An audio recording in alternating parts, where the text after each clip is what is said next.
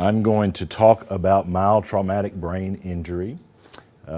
We've heard earlier speakers today talk about brain injury and severe brain injury, moderate brain injury, and mild traumatic brain injury. So I'm going to talk about brain injury for a while and then discuss what is mild traumatic brain injury.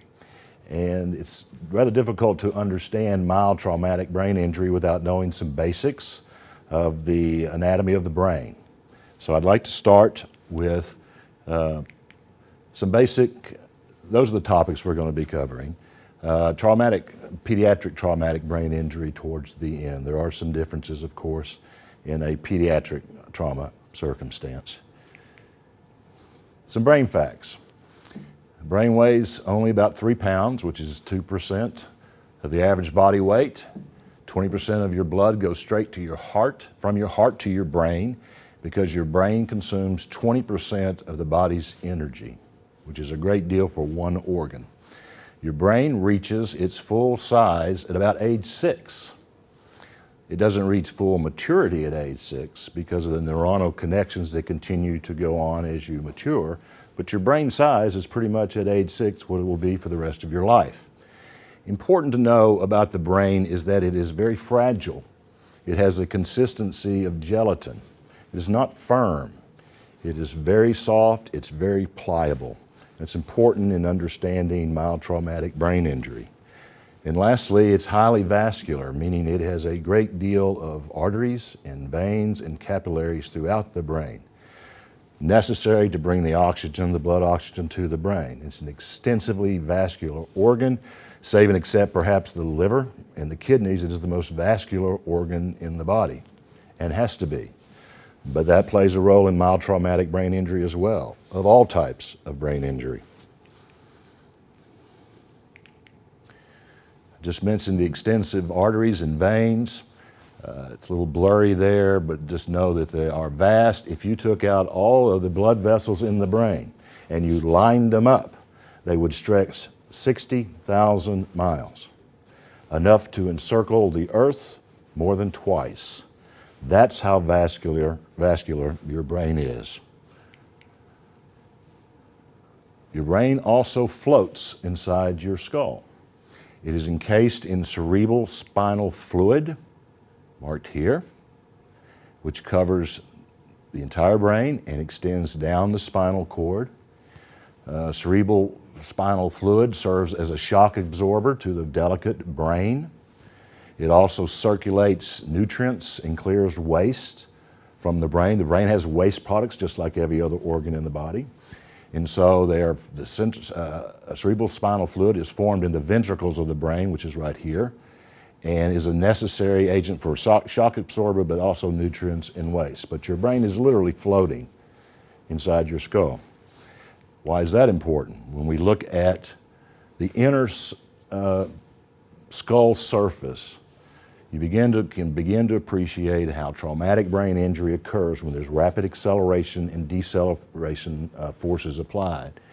Your inner skull is far different from your outer skull. Your outer skull, as you know, is very smooth and soft. Your inner skull is not that at all. You can see here this inner skull and these bony ridges and protrusions that protrude out from the surface of the inner skull.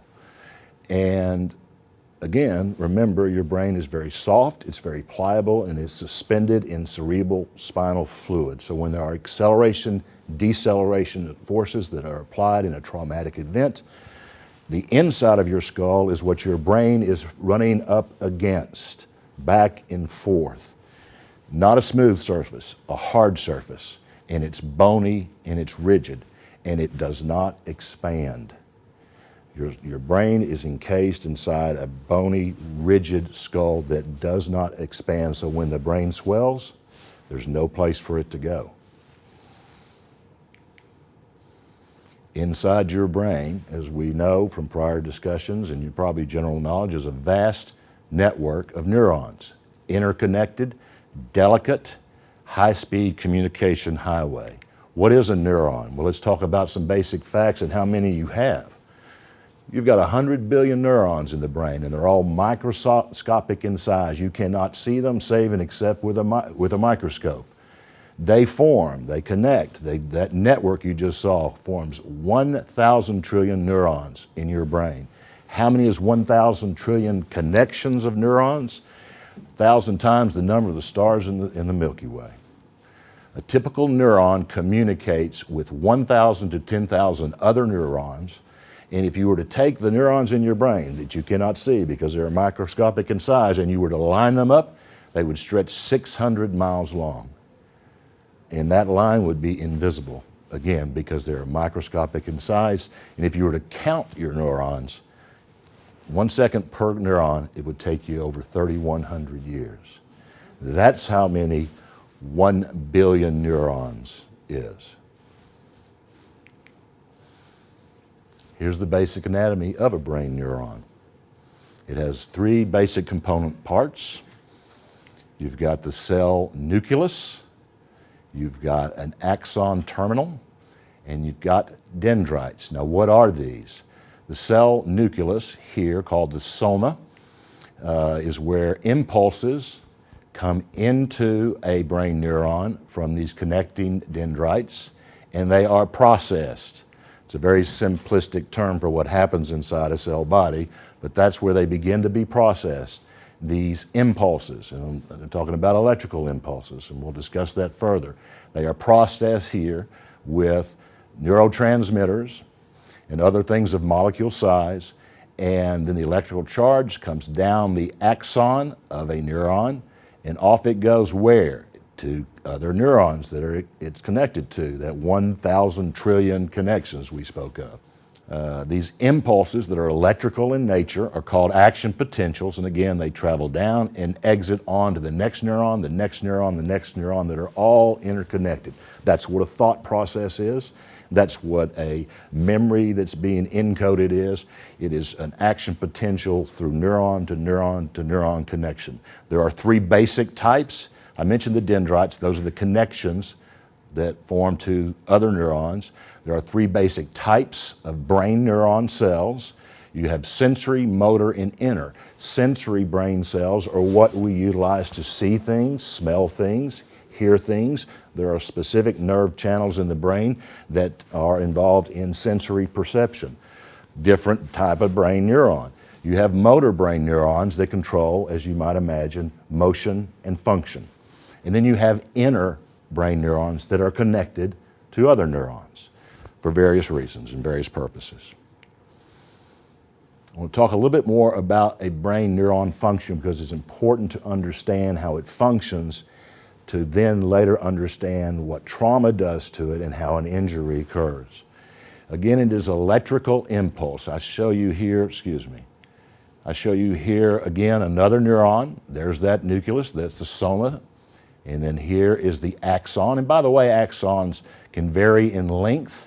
They are millimeters in some places in the brain. They are actually as long as 3 feet in other parts of the body. That axon that comes out of the spinal cord and goes to your toe is about a meter long, about 3 feet. So some nerves are quite long in length, and again, they are microscopic, and that's important to understand when it comes to litigating these issues, which I do I've done for years on behalf of a number of clients. So back to the electrical nature of a neuron, it fires 5 to 50 times every second to perform whatever function that neuron is designed to perform. But in addition to electrical communication involved, there is a chemical aspect of a firing of a neuron. And that chemical reaction is made possible by what's called neurotransmitters. They are chemical messengers that are stored inside the nucleus and present throughout the axon and exiting terminals. Neuroscience has identified about 100 neurotransmitters so far. They're all molecule size, of course. One of the most prominent, in fact, the most prominent neurotransmitter that aids in the communication process is glutamate. It's an amino acid. Glutamate we're all familiar with glutamate, I suppose, MSG, monosodium glutamate. Glutamate is an essential element within the human brain, but it has to be in limited quantities. Glutamate, like any other excitatory neurotransmitter, in excess quantity can be highly destructive to the human brain. And I'll mention the significance of that and the further significance of that in just a moment. Neurotransmission, again, is an electrical chemical process. It is within this place, this space right here, that's called the synaptic cleft. There's an image of it in just a moment, where these neurons, these dendrites of a given axon connect to another axon. That is actually a space in between the connecting neurons. So the word connection is a bit of a misnomer because they don't actually connect. Here's a better image of that. That's a synaptic cleft, obviously an illustration of one. And I mentioned the neurotransmitters, which are chemicals. They pass from neuron to neuron, and it's in that space where these metabolic reactions occur.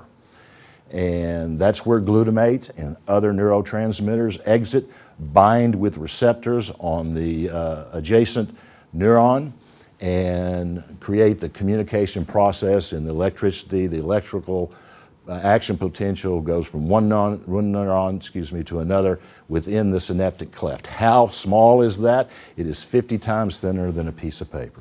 And you've got billions of these quote-unquote connections within your brain. That's what makes the brain function. That's what makes you think. That's how you encode memories. That's how you retrieve memories. That's how you move.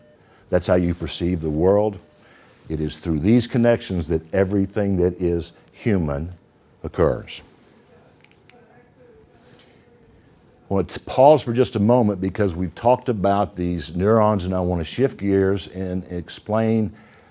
I'm going to go back one slide here.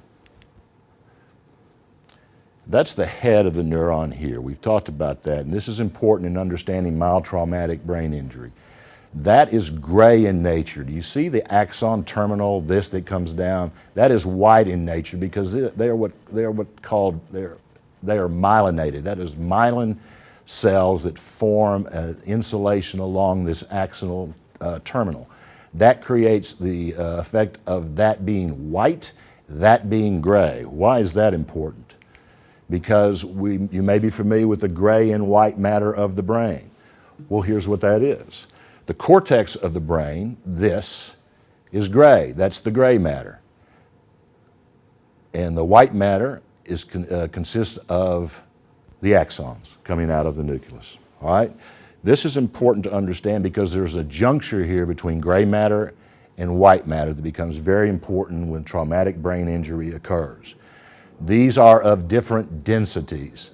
Gray matter is more dense than white matter. When things are accelerated and decelerated rapidly, things of different densities travel at different speeds. That'll be important in just a moment when it comes to traumatic brain injury. I want to repeat that. Gray matter is more dense than white matter. Gray matter is made up of the head, the cell body of the neuron. The white matter is the axon coming down with the insulation of myelin on it. And at that juncture where the gray and white matter exist in this slide is significant when it comes to brain injury. Here's another image of it.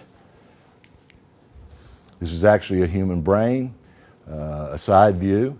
And you can again see the gray matter, which is the cortex. That's the neuron head. And these are the axons coming out of it. It's a little misleading to realize that you see these folds, they're called sulcus and gyrus.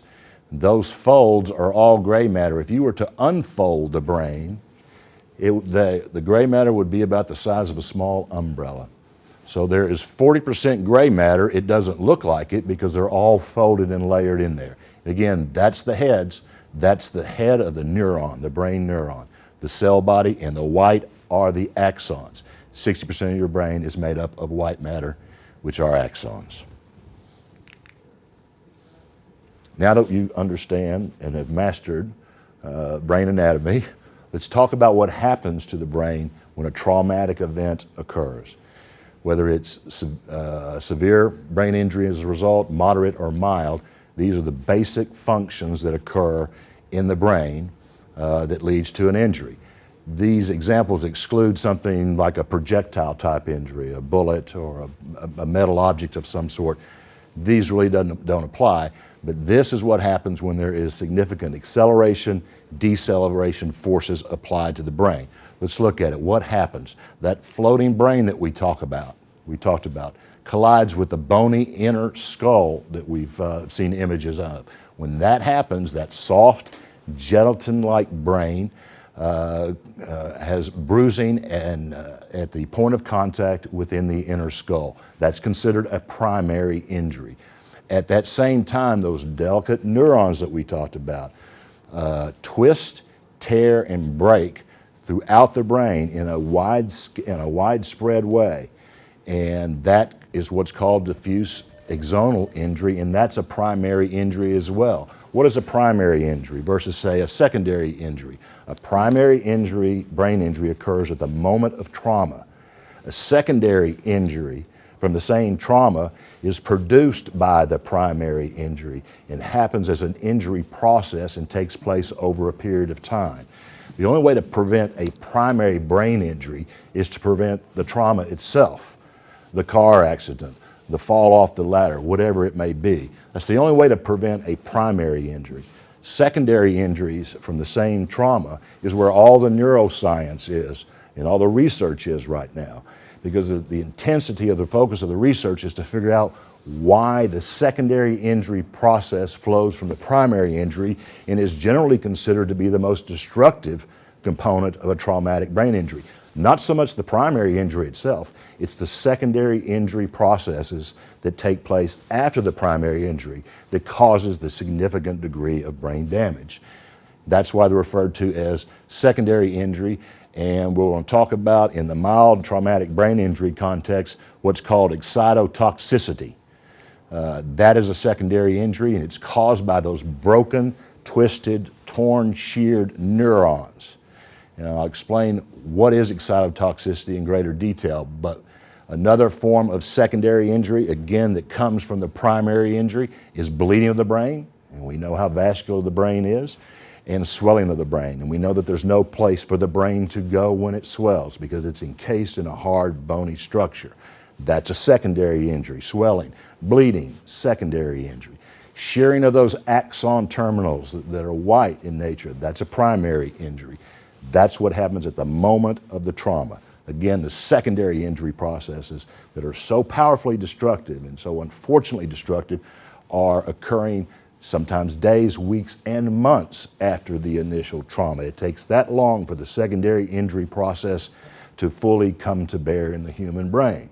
And that's an important thing to realize, because often a person can be injured and they are not feeling great, but they're not feeling particularly injured. They may be a little fuzzy, they may be having some headaches, but what can happen, and I see it all the time, is a secondary injury process begins. It's undetectable, you can't see it on any sort of imaging, and it fulminates. It goes for a period of time, and someone with an incident can weeks later be much worse than they were the week after the incident, because of the nature of a secondary injury process that is occurring. And you recall that the actress Natalie Richardson, I believe her name, and she was in a Natasha, thank you. Then you recall how she passed away. She had a skiing accident and took her to the emergency room. Apparently, she was discharged, no hospitalization, and I think within a week or so after that, she just flat expired. She died. And it's what was going on in that weekend, that period of that week.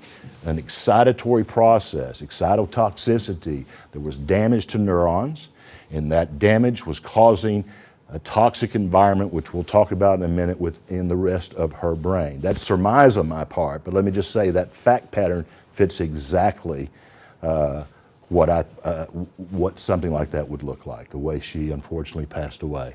And again, a final secondary injury is blood clots that can cause strokes. There are other secondary injuries, damage to the blood-brain barrier and others, but We'll spend our time focusing on mild traumatic brain injury for now, and I think we're moving on to that with this next slide. This is a slide out of an animation I put together for a client that I was representing. This young lady, unfortunately, was walking through a retail store just shopping for her husband, and on a top shelf was a display frame that weighed about 20 pounds, and it came off the shelf and hit her on the head, and she suffered a mild traumatic brain injury. And by the way, I keep using that term. That's a medical term of art. It's a misnomer. There's nothing mild about mild traumatic brain injury. The symptoms that can be lifelong can be extremely debilitating to a person, and we'll talk about that, but nonetheless, that is the medical term, mild as opposed to moderate or severe. So what happens here? Let's review.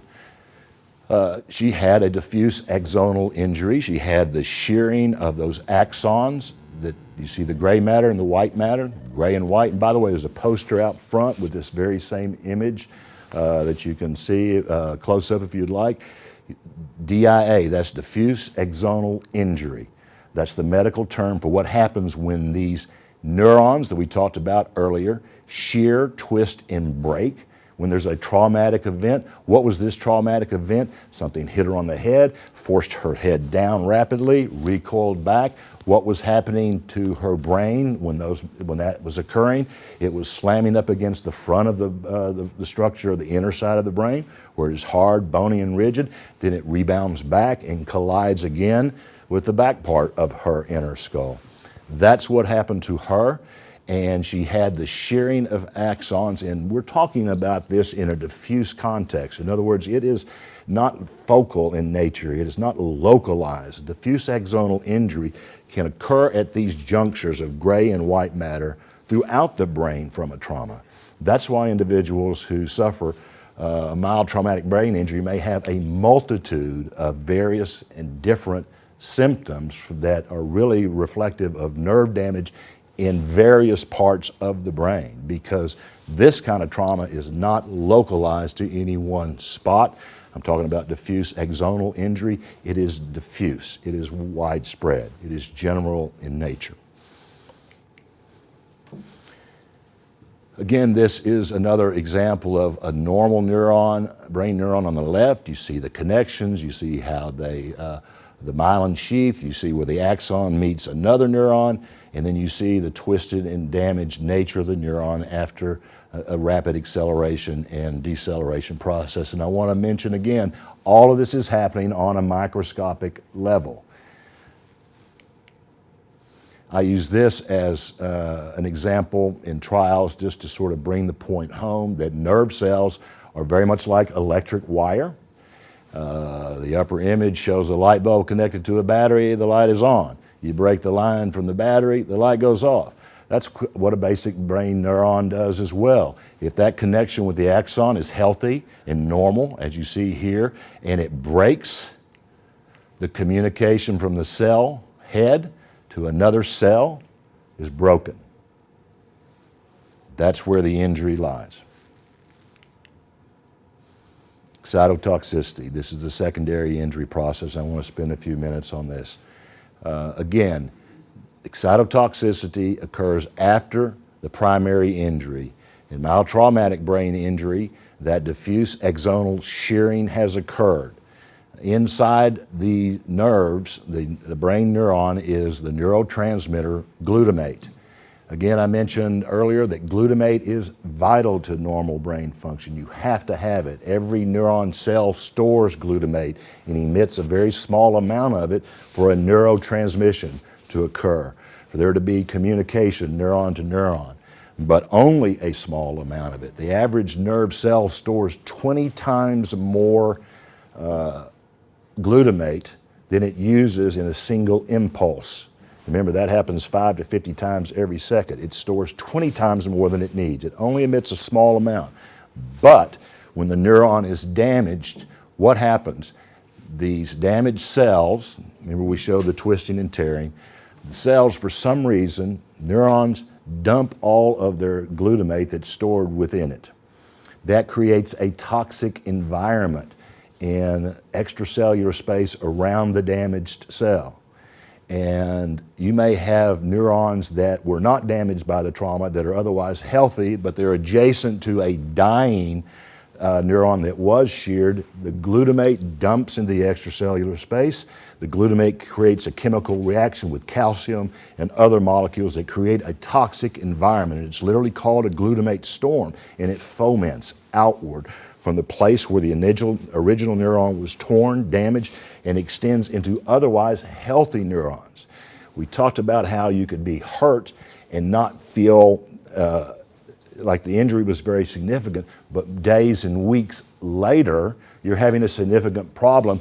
The storm is occurring. That's what is happening within your brain. A secondary injury process is underway. You think you're okay, the primary injury has occurred, you may be functioning okay, but within days or weeks you start feeling worse, you start getting a multitude of various symptoms. Why is that? Because a secondary injury process is underway. And in a mild traumatic brain injury, that's excitotoxicity. And that's excess glutamate dumped by the damaged cell into the cellular space and attacking, for some reason, the healthy cells beside it. Neuroscience does not understand why a damaged brain further damages itself through this dumping of glutamate. Neuroscience hasn't figured that out. They think it's a protective, reactive process that's somehow gone awry. But this is where the serious morbidity is associated with traumatic brain injury. It's excitotoxicity that goes and spreads throughout otherwise healthy brain cells. Mild traumatic brain injury, MTBI, actually has a definition that distinguishes it from severe injury and moderate injury. And this was basically promulgated by the American College of Rehabilitation. It's a working definition for clinicians. When you see a doctor and you're dealing with a head injury, they want to classify you as one of those three. So what is an MTBI, mild traumatic brain injury? Well, clinically, it's symptom-based. If you've had a loss of consciousness or altered loss of consciousness for less than 30 seconds, you're going to fall under MTBI. If it's more than 30 seconds, you're going to be a moderate brain injury or a severe brain injury. If you've got a loss of memory of events before or after, not greater than 24 hours, PTA means post-traumatic amnesia. If it's not greater than 24 hours, you fall into the mild category. And then initial Glasgow-Coma scale of 13 to 15. We won't spend much time talking about Glasgow-Coma scale. It's a clinical assessment of someone immediate post-event orientation, place, time, and thing. Yes? So is a seizure or something like that still going to fall under an MTBI, or is it going to be kind of in its own field? It's kind of it's a symptom. A seizure is a symptom. You can have seizures associated with MTBI. You can have seizures associated with severe and moderate. It's fairly rare to see a seizure associated with a mild traumatic brain injury, but it can happen, and that's a very good question. Does somebody else have a question? You said seconds, but you wrote minutes. So was it 30 minutes or 30 seconds? Did I say seconds? You said seconds. I'm sorry, 30 minutes. Okay. 30 minutes. You know, old school medicine used to think you cannot have a mild traumatic brain injury unless you've lost consciousness. That's just not true anymore. Medical science has advanced beyond that limited thinking. If you have an altered state of consciousness, that can be indicative of a mild traumatic brain injury. You don't have to even be knocked out. And for lawyers like me that are representing people trying to prove, look, this person has a traumatic brain injury, the defense attorney says, hey, they weren't knocked out. How could they possibly be hurt? You don't have to be knocked out to have a mild traumatic brain injury, but you do definitionally need an altered state of consciousness. And Dr. Clark talked about some of that this morning if you were here for that earlier session. So that's the technical definition of an MTBI. Here are the symptoms, and they're significant. Headaches, dizziness, memory loss, forgetfulness, personality changes, slowed thought processes, loss of taste and smell, inability to retain and retrieve information. And again, these are symptoms coming from various locations throughout your brain. This is not focal. In other words, it's not isolated to one spot. You've got blurred vision, insomnia, hearing loss, sound sensitivity, tinnitus, that's ringing in the ears. I can honestly say, sadly so, that I have represented clients who have virtually every single one of these symptoms from a mild traumatic brain injury. So that's why mild traumatic brain injury is such a misnomer. Those are serious. Those are disabling. Those are life-altering. Those can affect you for the rest of your life. So there's nothing mild about it. I wanted to just show this slide because there are 4 basic lobes in the brain, and within each lobe there are different functions that are generally being performed. It's kind of difficult to read. I apologize for that. But the brain is, that's a topical map basically. The lobes, it's sort of a topical distinction. This area seems to do this area seems to do that. We know from injuries, quite frankly, what areas of the brain have what functions associated with it.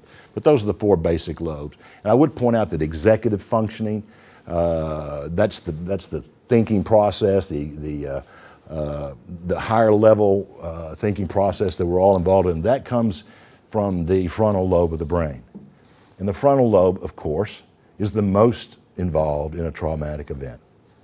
And you think about the frontal lobe, this front of your head. When you fall forward, that's where you're going to damage, automobile accident, all sorts of things. So when you've got an injury to the frontal lobe, oftentimes because of the contracoup effect, and that was discussed earlier, the brain bouncing back and forth, you're going to have also brain damage in this area of the occipital lobe. So anyway, the frontal lobe is where a great deal of executive functioning takes place. Now, these are the challenges of NTBI litigation.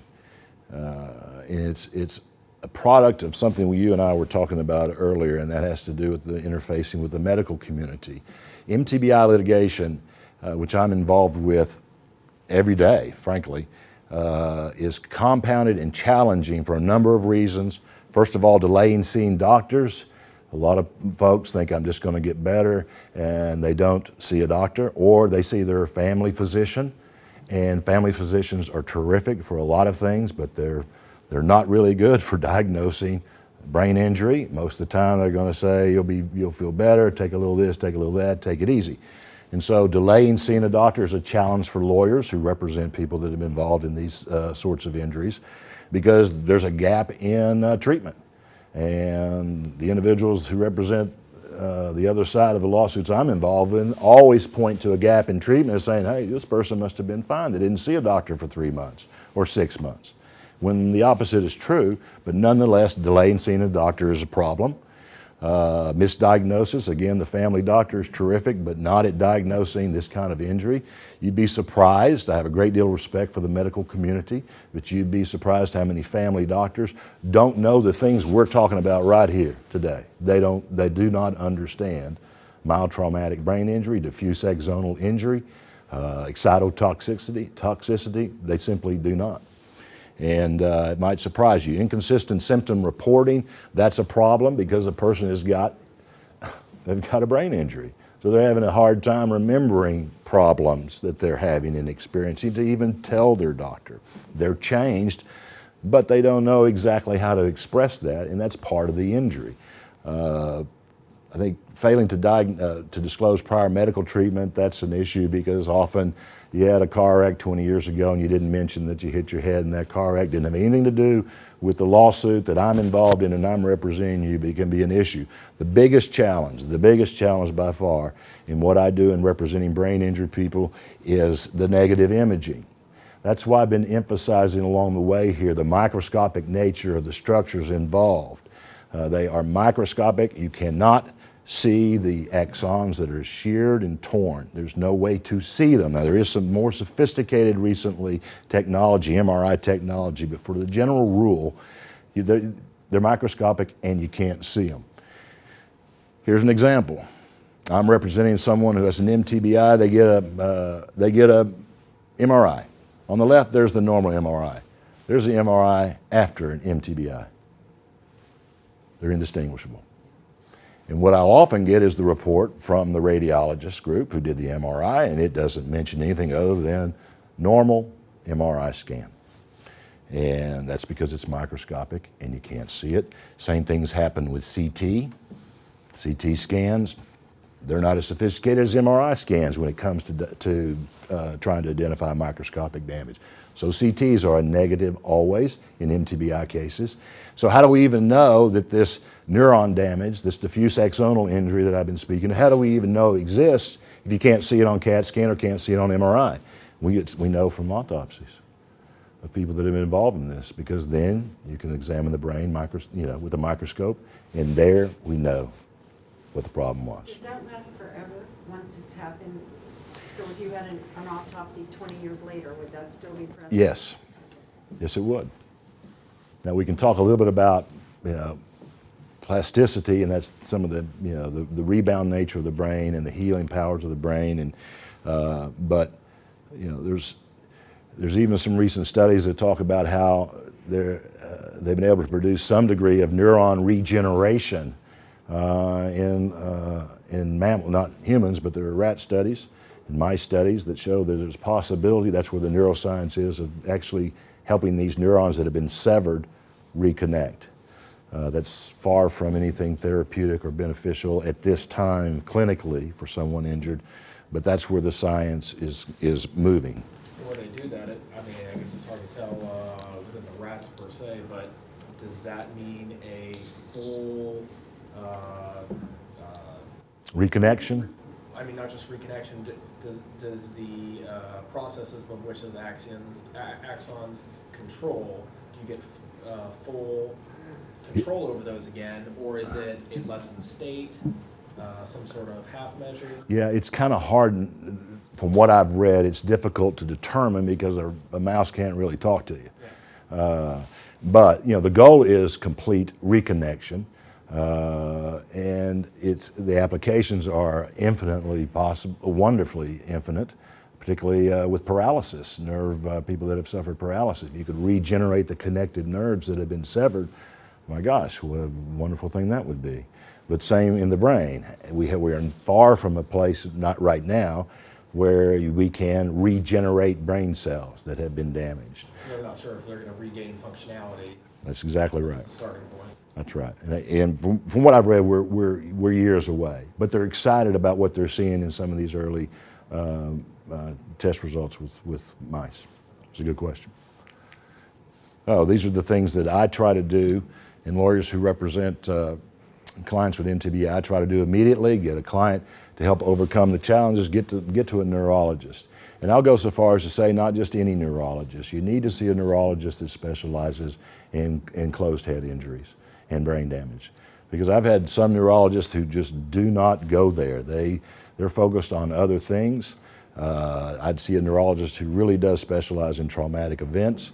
When you go see a doctor and you're involved in a lawsuit or maybe end up in a lawsuit, you need to take a family member or friend with you to be your spokesperson, to say, let me speak for my husband, or let me speak for my wife. She's doing this, she's doing that.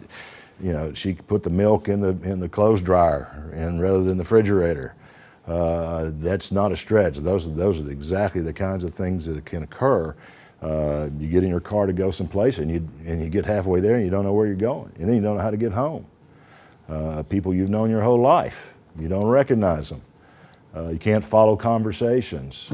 You can be watching a TV program and you have no idea what the plot line is.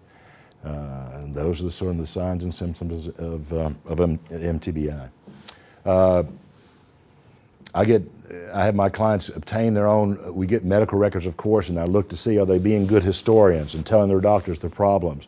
And then I get them to write down, journal these things, diary their events, take it to their doctor so the doctor has it as a part of a record. These are the legal issues and challenges associated with MTBI litigation, because I want the medical records to accurately reflect the problems my client is having. Why? Because if they're not recorded in a medical record, I got a defense attorney on the other side of the case saying, well, they must be fine because I don't see any complaints of symptoms.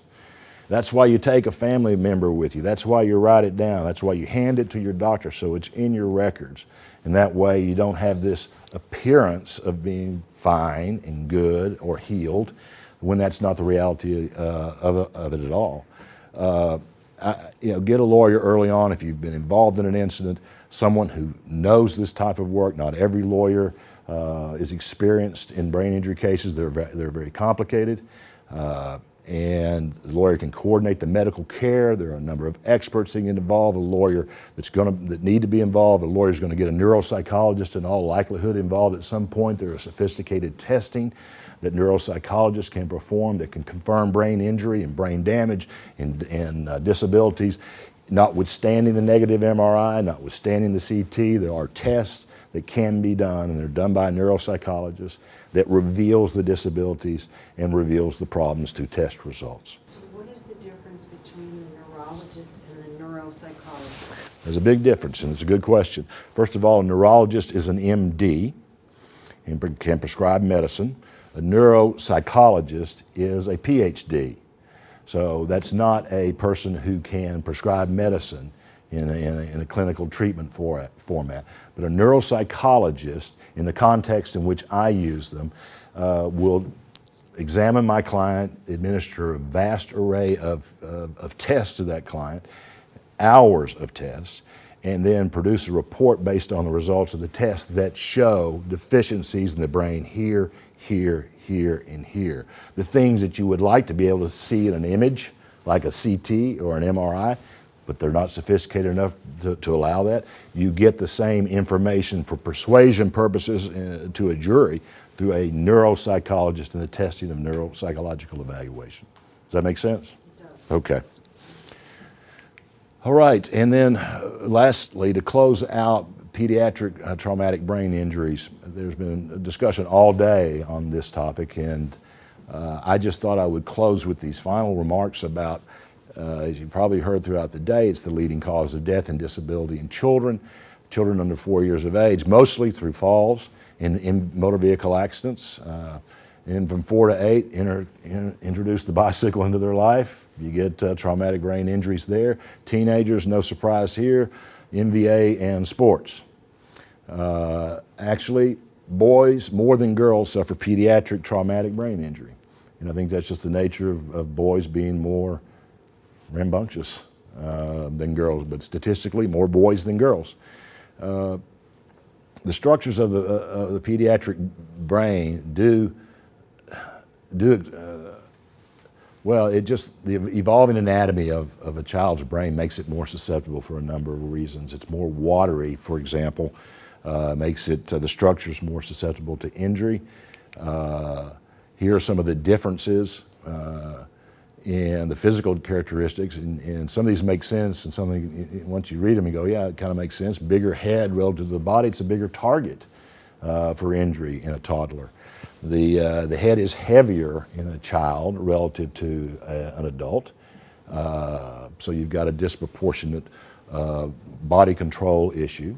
Again, it's less dense, more watery, and when the transference of energy, which is what you see when a brain is traveling back and forth in a harmful way inside the skull, you've got different G-forces, the same G-forces apply, but you've got a different absorption rate for the less dense, the more watery brain of a child than you do an adult.